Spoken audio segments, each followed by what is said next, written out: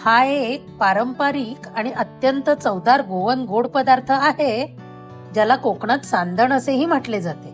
कलिंगड खाल्ल्यानंतर उरलेल्या पांढऱ्या भागापासून हा मऊ आणि सुगंधी केक तयार केला जातो.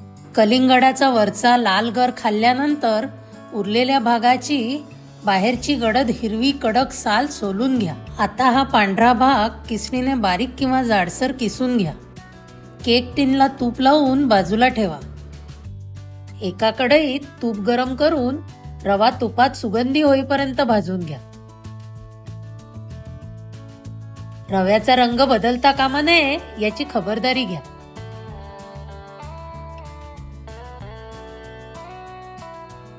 भाजलेला रवा प्लेटमध्ये काढून बाजूला ठेवा.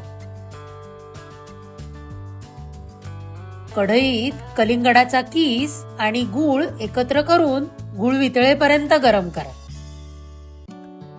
कलिंगडाच्या स्वतःच्या पाण्यातच गूळ विरघळायला सुरुवात होईल. यात वेगळे पाणी अजिबात घालू नका.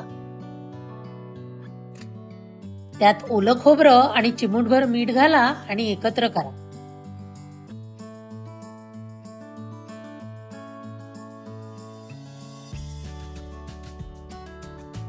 थोडीशी साखर आणि आधी भाजलेला रवा घाला. मंद आचेवर 5-6 मिनिटं शिजवा आणि रव्याला ओलावा शोषून घेऊ द्या.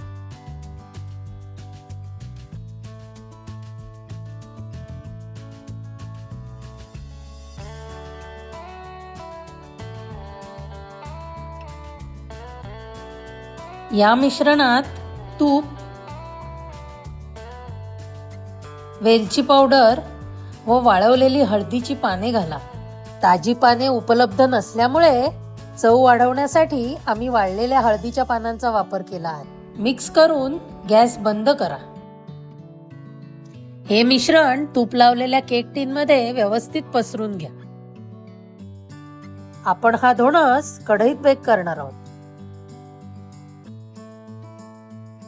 कढईत मिठाचा थर लावून झाकण झाकून 10 मिनिटे गरम करा. गरम केलेल्या कढईत स्टँड ठेवून त्या स्टँडवर केक टिन ठेवून 25 ते 30 मिनिटं शिजवून घ्या. 30 मिनिटांनंतर सुरीने चेक करा व जर सुरी स्वच्छ निघाली म्हणजे धोणस तयार झाला. कढईतून बाहेर काढून थंड झाल्यावर डिमोल्ड करा आणि सर्व्ह करा. रेसिपी आवडली असेल तर लाईक करा, शेअर करा आणि आमच्या चॅनलला नक्की सबस्क्राईब करा. थँक्यू.